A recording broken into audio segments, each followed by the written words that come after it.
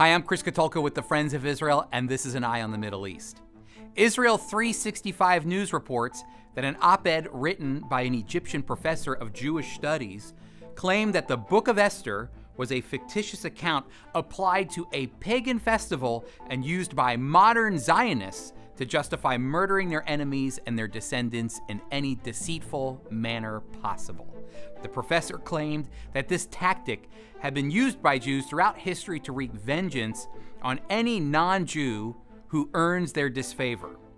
Professor Ahmed Elgandi titled his editorial About Purim, a myth in the service of politics, where he attempts to explain that the Book of Esther is all about benefiting the Jewish people.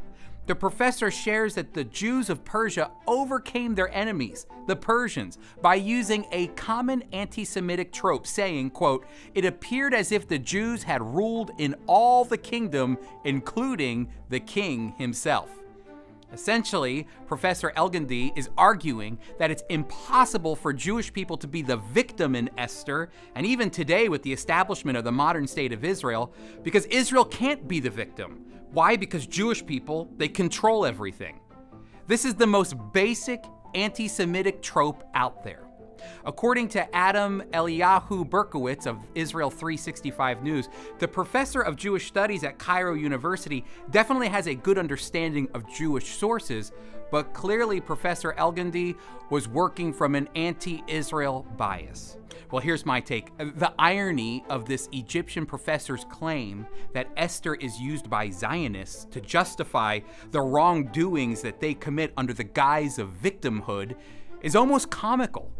Since its founding, Israel was attacked several times in wars of aggression to shove the Jewish people into the sea.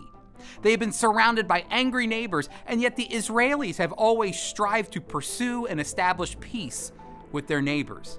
Now, what's interesting on the other side of the coin is that a recent poll found that nearly 84% of Egyptians have a negative outlook on the peace Israel made with other Arab countries through the Abraham Accords.